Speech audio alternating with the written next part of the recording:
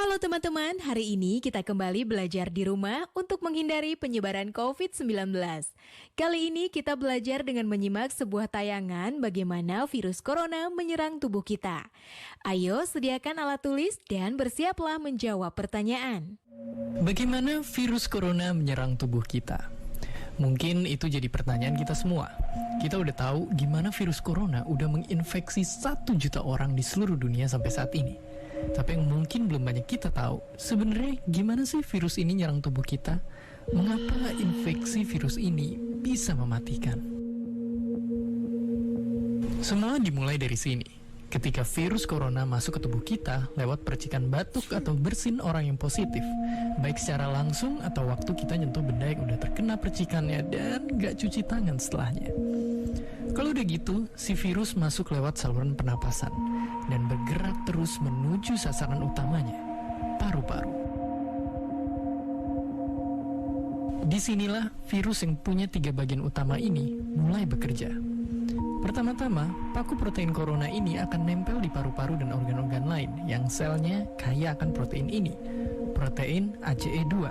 Kalau tubuh kita ibarat rumah dan virus corona itu perampok, ACE2 itu ibarat gagang pintu rumah kita. Begitu udah nempel, perlahan tapi pasti virus ini akan ngedorong masuk ke dalam sel kita. Dan begitu berhasil masuk, barulah aksi sebenarnya dimulai. Di fase ini, tubuh virus corona akan membuka dan sang hacker pun terbebas. Dia akan ngehack inti sel sehat untuk nipu sistem imun tubuh kita biar nggak nyerang virusnya. Dan sekaligus ngebuat inti sel jadi memproduksi cikal bakal virus corona baru. Sel yang udah terinfeksi dan dihack ini selanjutnya akan terprogram untuk bunuh diri dan melepaskan jutaan virus corona yang siap nginfeksi dan ngehack sel-sel sehat lainnya. Ya, awalnya mungkin kita cuma kemasukan virus corona yang jumlahnya dikit, tapi dalam hitungan hari aja udah akan ada jutaan sampai miliaran virus corona baru, bikin paru-paru kita dipenuhi oleh mereka. Tapi ternyata, mimpi buruknya ada setelah ini. Ya, ketika virusnya udah menuhin paru-paru kita, sistem imun kita bakalan ngerespon ibarat polisi dan tentara yang meluncur ke tempat kejadian perkara. Tapi inilah yang bikin ngeri. Di sini, virus corona jadi penipu ulung yang bisa ngakalin sistem imun kita. Mereka bikin sistem imun nyerang membabi buta termasuk nyerang sel-sel sehat kita. Mereka jadi nggak tahu mana kawan, mana lawan, dan perlahan-lahan jadi senjata makan tuan. Buat sebagian besar kasus, kejadian ini emang nggak berlangsung lama. Karena kalau sistem imun kita kuat, mereka pun akan bisa menang dari segala taktik virus corona. Tapi terkadang tubuh kita sedang lemah, dan kalau udah gitu efeknya bisa parah. Kita bisa kena radang paru-paru akibat sel sehat di sini yang udah nggak bisa nahan bakteri pneumonia. Malahan buat kasus yang kritis, bakteri ini nggak berhenti di sana. Mereka bisa masuk ke aliran darah dan akhirnya nyerang seluruh tubuh. Kalau udah begini, bernapas saja bakalan susah banget dan hidup kita ada di tahapan yang sangat kritis.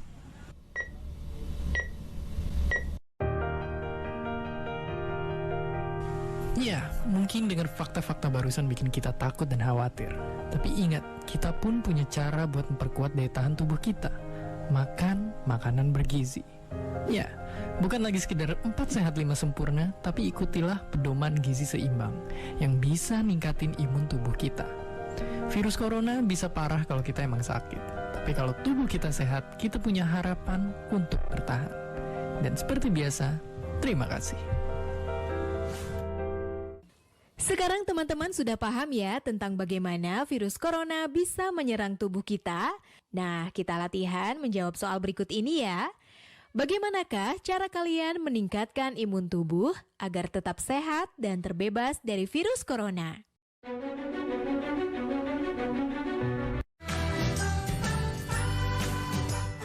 Kementerian Pendidikan dan Kebudayaan terus mendukung pembelajaran jarak jauh dan memajukan budaya Indonesia di masa pandemi corona. Saksikan program Belajar dari Rumah setiap Senin sampai Minggu untuk semua jenjang pendidikan, guru dan orang tua hanya di TVRI. Marilah kita bersama-sama belajar dari rumah.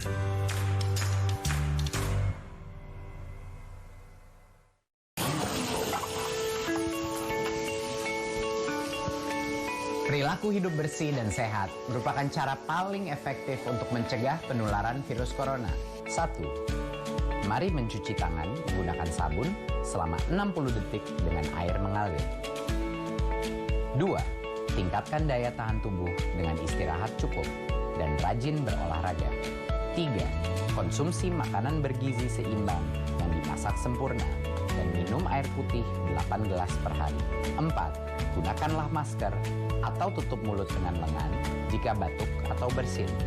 5. Jika ada gejala seperti demam dan sesak napas, segera kunjungi pelayanan kesehatan terdekat. Jadi, tetap tenang dan selalu waspada. Mari kita maksimalkan upaya pencegahan virus corona dengan menerapkan perilaku hidup bersih dan sehat.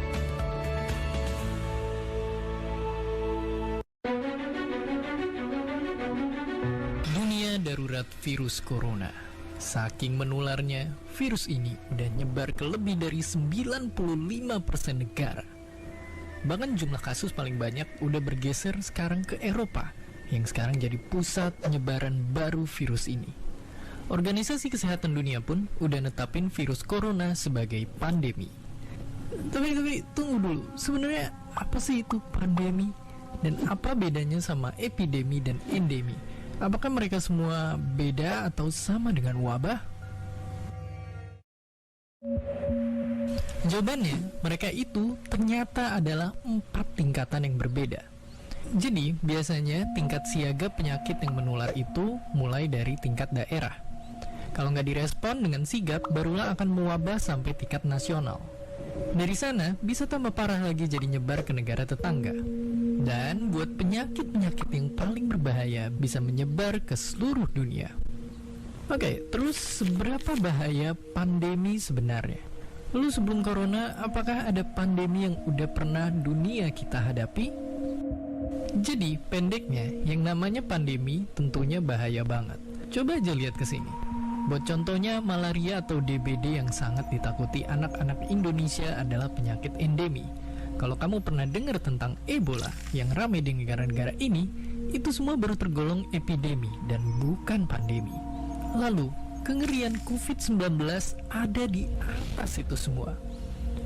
Tapi meskipun begitu, virus corona bukan pandemi yang pertama dan nyatanya bukan yang paling mematikan juga. Untuk contohnya, kita pernah dilanda satu pandemi yang saking mematikannya dikenal sebagai Black Death.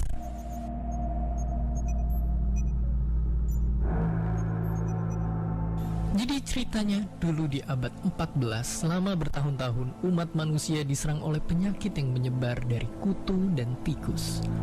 Korban-korban yang berjatuhan tubuhnya berwarna hitam akibat infeksi bakteri. Mereka nyerang kulit dan paru-paru kita yang nimbulin demam, sakit kepala, infeksi paru-paru sampai akhirnya ratusan juta korban meninggal. Ini bisa terjadi karena dulu orang belum tahu kalau ternyata ada makhluk hidup yang tak terlihat yang bernama bakteri. Berbagai macam cara sudah dicoba, tapi semua tak berguna di hadapan musuh asing yang tak kasat mata. Pada akhirnya, memang wabah ini berhenti menyebar. Tapi dalam waktu 4 tahun aja, 1/3 sampai setengah populasi Eropa saat itu menjadi korban. Meski ribuan tahun setelahnya orang gak nyangka pandemi kayak Black Death bakal terulang, tapi ada dan dikenal sebagai flu Spanyol. Yang mengerikannya hanya dalam waktu 2 tahun, flu ini menginfeksi sampai 1/3 populasi dunia dan menewaskan 50 juta nyawa, berkali-kali lipat lebih cepat daripada serangan Black Death. Sekarang, ribuan tahun setelah Black Death dan ratusan tahun sejak flu Spanyol merebak, pandemi itu kembali datang di hadapan kita. Sejarah udah nyatetin banyak peristiwa buat kita bisa belajar. Tinggal kita yang memilih untuk mengulangi tragedi atau belajar dari kesalahan dan nyelamatin nyawa orang-orang yang kita sayang. Dan seperti biasa, terima kasih. Sekarang teman-teman sudah paham ya tentang endemik, epidemik, dan pandemik tadi? Nah, kita latihan menjawab soal berikut ini ya. Ceritakan virus yang sudah pandemik sejak ribuan tahun tersebut.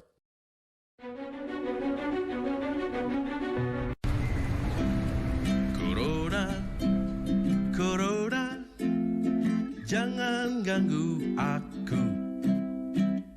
Ayo, ayo cuci tangan, usai bermain di luar. Ayo makan makanan sehat, serta buah-buahan. Ayo jaga kebersihan, cuci perkakasmu. Jangan lupa berolahraga agar badan tetap bugar. Berikan salammu dari jauh untuk teman tersayang. Berikan doa terbaik untukmu, teman-teman di rumah.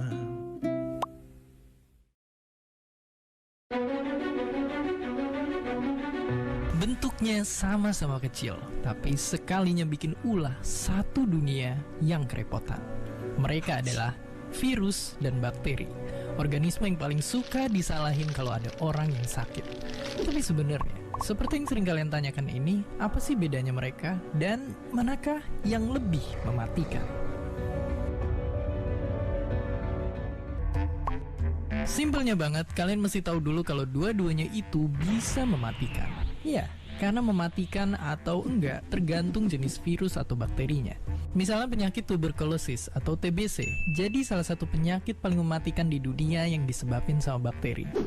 Buat virus, nggak perlu ditanya lagi. Tapi fakta mengejutkannya, bakteri dan virus pun nggak selalu mematikan. Bahkan lucunya bisa nolongin kita juga. Di perut kita contohnya, itu jadi tempat tinggal 380 triliun bakteri yang ngebantu sistem pencernaan. Sama halnya kayak virus, yang juga bisa ngebantu ngelawan bakteri jahat dan nyelamatin nyawa manusia. Jadi intinya, mereka berdua ternyata hanya mematikan kalau nginfeksi tubuh kita. Terus kalau gitu, apa yang sebenarnya ngebedain mereka? Simpelnya banget, mereka itu beda banget. Dari wujudnya aja, bakteri itu sel yang hidup, sementara virus itu benda biologis yang nggak bisa dibilang hidup juga. Kalau dari ukuran, bakteri itu jelas kecil banget, tapi virus itu ternyata jauh lebih kecil lagi, bahkan nggak bisa dilihat pakai mikroskop biasa. Dari cara tumbuh kembangnya pun berbeda. Dari miliaran tahun lalu waktu manusia belum ada, bakteri bisa tumbuh kembang sendiri, sedangkan virus cuma bisa bertahan kalau numpang di makhluk hidup lain dan nipu mereka sampai sel-selnya rusak. Tapi kalau udah sama-sama nyakitin tubuh, kita pun mesti nyiapin taktik yang berbeda. Antibiotik untuk bakteri dan vaksin atau antivirus untuk virus. Oke, lalu apa yang bikin mereka bisa mematikan?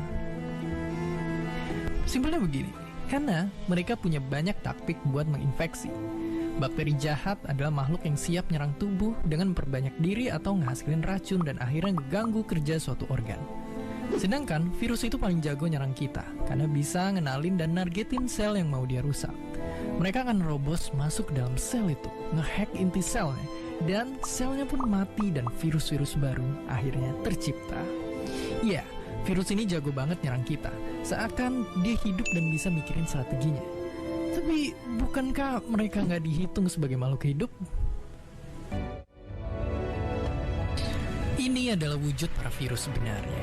Walaupun sangat amat kecil, mereka lah makhluk paling banyak di bumi.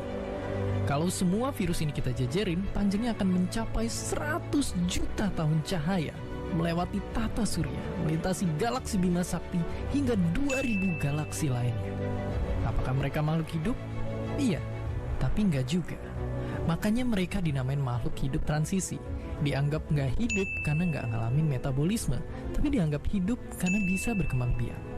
Tapi berkembang biaknya pun tergantung sama organisme lain, dan gak jarang itu kita manusia. Dan dalam semua proses itulah kita pun bisa terinfeksi oleh mereka.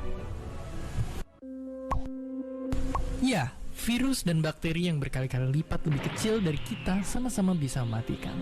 Tapi bukan berarti kita langsung nyerah gitu aja di hadapan mereka. Semua ada cara ngelawannya.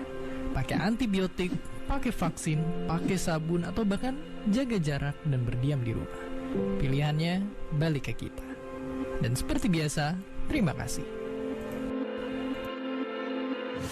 Sekarang teman-teman sudah paham ya tentang perbedaan virus dan bakteri tadi? Nah, kita latihan menjawab soal berikut ini ya.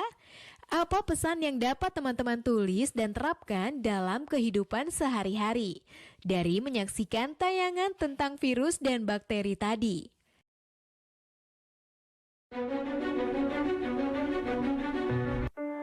Tak ada yang lebih membanggakan dari menjawab keraguan dengan keberhasilan. Aku kan mau jadi pengusaha ikan. Karena kutemukan jurusan dan pelatihan yang kuperlukan.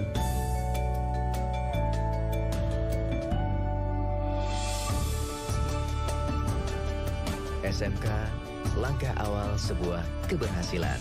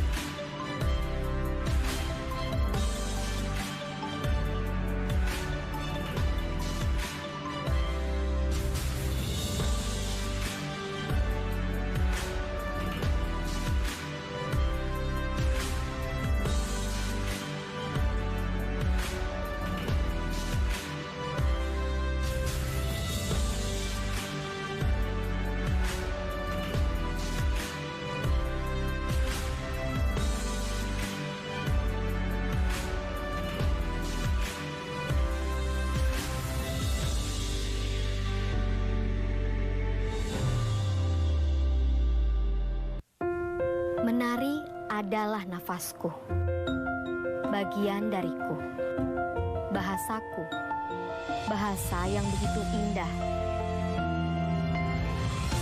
Pasti bisa mengantarku ke sana. Sampai puncaknya. Memilih SMK adalah langkah awal untuk masa depan yang nyata.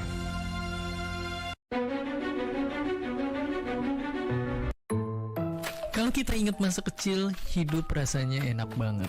Setiap sore kita bisa main sama teman-teman di lapangan yang luas, ngejar layangan berlarian tanpa beban. Tapi kalau nggak hati-hati, kita bisa jatuh dan terluka. Dan kalau lumayan parah, mau nggak mau kita pun harus ke dokter untuk bisa diobatin. Dan kalau kita lihat, klinik itu isinya nggak cuma anak kecil yang luka aja. Kakek-kakek yang udah tua juga kalau sakit harus pergi ke sana. Ini karena di semua klinik dan semua rumah sakit ada banyak dokter yang siap ngobatin kita dari segala macam penyakit. Mereka semua berbekal ilmu yang sama. Tapi mungkin yang jarang kita tahu, ilmu yang satu ini gak cuma mengobati, tapi juga berusaha mencegah semua penyakit dari nyerang hidup kita. Dan berusaha memahami dan mencari agar kita bisa hidup bahkan sampai 1000 tahun lagi. Inilah dia, ilmu kesehatan.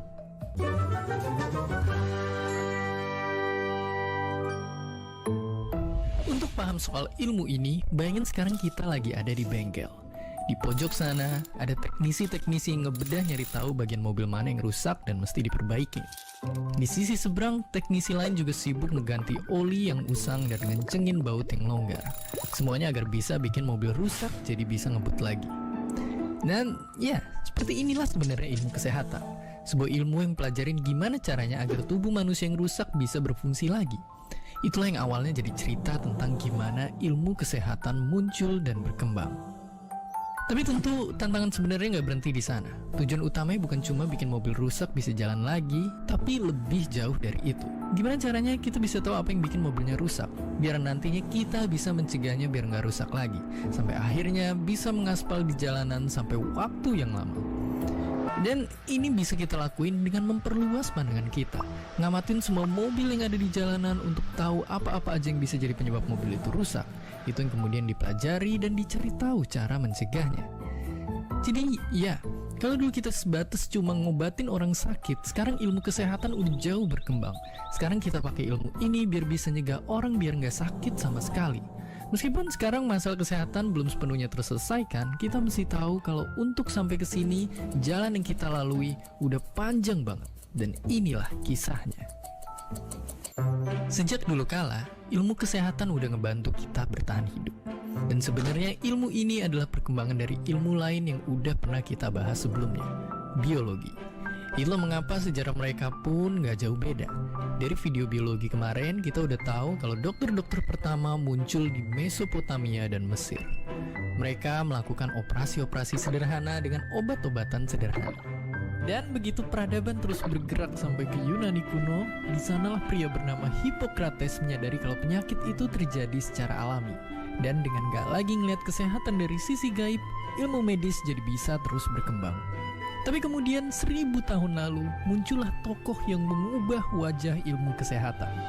Ialah bapak kedokteran modern yang dihormati seluruh dunia, Ibnu Sina. Naskah medis yang ditulisnya masih dijadikan rujukan banyak sekolah di Eropa sampai ke abad 17. Ibnu Sina telah menanam akar yang kuat untuk ilmu kesehatan. Dari sanalah cabang-cabang ilmu kesehatan terus tumbuh dan berkembang dengan sangat besar. Lalu kalau kita lihat sekitar 100 tahun terakhir aja, hasil berkembangnya ilmu kesehatan bisa jelas kelihatan. Dibandingin sama orang dulu, semua manusia di seluruh dunia waktu itu bisa hidup sampai jadi sangat tua. Tapi khususnya lagi di Eropa, karena di sanalah para ahli kesehatan menemukan caranya melihat bagian dalam tubuh manusia tanpa harus dibedah pakai sinar X. Sampai caranya nyelamatin ratusan juta orang yang kena infeksi pakai penisilin. Bahkan sekarang kita juga tahu kalau ilmu kesehatan sebenarnya penting juga untuk dilihat di luar biologinya. Karena sebenarnya peta besar ilmu kesehatan lebih dari itu. Kalau kita pikir ilmu kesehatan itu sama kayak kedokteran, itu baru setengah benar. Para dokter bertanggung jawab buat nyembuhin orang-orang yang sakit. Dan karena itu mereka harus nguasain banyak bidang. Dari anatomi tubuh pasiennya, penyebab penyakit-penyakitnya, sampai obat yang diperluin. Bahkan profesi dokter sendiri pun sebenarnya bisa dibagi jadi banyak lagi. Mereka harus bisa nyembuhin pasien anak-anak yang masih dalam masa pertumbuhan, terus mereka juga harus bisa nanganin korban kecelakaan jalanan yang jadi lumpuh, atau mereka harus bisa mastiin penderita tumor untuk bisa bertahan hidup. Dari penyakit terdalam sampai keluar, sosok seorang dokter sebegitu pentingnya untuk mastiin semua orang bisa selamat dan sehat. Tapi dari sini kita sadar kalau dari banyaknya pasien yang tiap hari nambah, terus-terusan ngobatin tiap orang itu nggak efektif. Perlu ada cara-cara baru biar bisa nyegah banyak orang jadi sakit. Dan muncullah kesehatan masyarakat. Ilmu ini punya misi yang sedikit beda dari kedokteran. Kalau kedokteran fokus ke pemulihan, kesehatan masyarakat nargetin biar orang nggak usah ada yang sakit lagi. Para ahli kesehatan masyarakat tersebar di sekeliling kita. Mereka ada di dalam lingkup pertambangan, memastikan semua pekerja aman dari kecelakaan. Mereka juga ada di laboratorium, mengambil sampel-sampel dari suatu lokasi untuk ngecek kontaminasi di sana, untuk bisa tahu misalnya apakah air ini beracun atau enggak, dan kalau iya dari manakah penyebabnya. Dan mereka juga ngamatin gimana perilaku lebih suka makan junk food membuat kasus obesitas dan diabetes makin sering muncul. Dan nggak cuma itu aja, mereka nyegah orang-orang bisa sakit. Ada juga ilmu epidemiologi yang ngamatin pola-pola penyakit dan kecelakaan yang terjadi di masyarakat, lalu data-data itu dianalisis. Dan di ujungnya mereka bakal ngasilin peraturan-peraturan. Contohnya dari kasus flu burung yang sempat viral. Dari mulanya ngamatin ciri-ciri unggas yang kena virusnya dan ngamatin perilaku orang-orang yang kena flu-nya, mereka jadi bisa nyampein ke masyarakat gimana biar virus ini berhenti menyebar. Dan itulah ilmu kesehatan. Kalau dilihat secara garis besar, tingkat kesehatan di negara kita masih buruk kalau dibandingi negara-negara maju. Itulah yang juga lagi diperjuangin sama Pak Sudirman Nasir, ilmuwan Indonesia yang mendalami ilmu kesehatan sejak perkuliahan. Ia mengambil jurusan kedokteran dan belajar di bawah bimbingan banyak dosen yang pernah berkelana ke negara-negara lain. Mereka semua punya satu pesan untuk Pak Sudirman yang waktu itu remaja. Satu pesan yang sama. Sejumlah guru-guru saya itu selalu menasihati untuk membaca sebanyak mungkin dan kemudian jangan takut untuk mencoba mengembangkan minat tertentu. Saya makin lama makin tertarik pada aspek sosial kesehatan. Misalnya tadi itu perbedaan harapan hidup atau mengapa ada satu masyarakat yang lebih rentan dibanding masyarakat yang lain. Dan itu banyak sekali ditentukan oleh perilaku mereka sehari-hari. Bagaimana memahami perilaku berisiko itu. Pak Sudirman Nasir tidak berhenti belajar di sana. Dan Mendalami ilmu kesehatan telah membawanya dari Makassar sampai ke Australia. Hingga sekarang, sebagai dosen dan peneliti di bidang kesehatan, tulisan-tulisannya telah dijadikan acuan oleh ratusan peneliti. Pak Sudirman Nasir menekankan bahwa Indonesia masih perlu banyak tenaga kesehatan. Dan tentu yang ia maksud bukan hanya dokter saja. Mungkin kalau kita masih menganggap ilmu kesehatan itu hanya kedokteran, itu salah satu mitos. Kesehatan itu terlalu luas. Kedokteran hanya salah satu unsurnya saja. Dan ilmu kesehatan itu luas, hampir semua bidang ilmu pengetahuan, cabang-cabang ilmu pengetahuan, mata pelajaran bisa masuk dalam ilmu kesehatan. Makanya mungkin mitos bahwa kalau mau masuk fakultas kedokteran belajar biologi dan kimia aja, itu salah satu mitos yang menyesatkan. Seakan-akan ilmu kedokteran atau ilmu kesehatan itu hanya dibangun oleh dua bidang pelajaran ini. Saya sudah katakan tadi, ternyata ilmu kesehatan itu juga terkait dengan gaya hidup. Untuk memahami gaya hidup itu kita butuh ilmu-ilmu seperti psikologi, kita butuh ilmu-ilmu seperti sosiologi, kita butuh ilmu seperti antropologi. Sekarang kita jadi tahu kalau luka anak kecil yang jatuh ketika berlari ataupun penyakit kakek-kakek yang udah tua sebenarnya mungkin bisa dicegah. Dan untuk ngelakuinnya kita mesti mendalamin ilmu kesehatan dari berbagai macam kacamata. Karena seperti kata Pak Sudirman Nasir tadi, ilmu-ilmu sosial juga bantu nyempurnain kesehatan masyarakat. Ini juga jadi pegangan buat kita dalam belajar di sekolah. Jangan sampai ketika kita lagi belajar sesuatu, kita terlalu milih-milih mana bidang kita suka dan mana yang kita benci. Karena mungkin bidang-bidang itu pun akan sama pentingnya untuk dikuasai. Dan pada akhirnya, cita-cita ilmu kesehatan itu cuma satu. Gimana caranya kita nggak menderita karena sakit, dan bahkan gimana caranya biar bisa hidup selama mungkin. Karena dengan begitu, kualitas hidup kita pun akan meningkat dan kemajuan peradaban pun akan terus bergerak. Sekarang teman-teman sudah paham ya tentang kisah Pak Sudirman tadi? Nah, kita latihan menjawab soal berikut ini ya. Mengapa Pak Sudirman mengatakan bahwa pernyataan ilmu kesehatan hanyalah kedokteran? Dan jika mau masuk fakultas kedokteran, belajar biologi dan kimia saja hanyalah mitos? Oh iya, jangan lupa untuk tetap belajar di rumah ya, dan jaga kesehatan dengan rajin mencuci tangan serta makan makanan yang bergizi.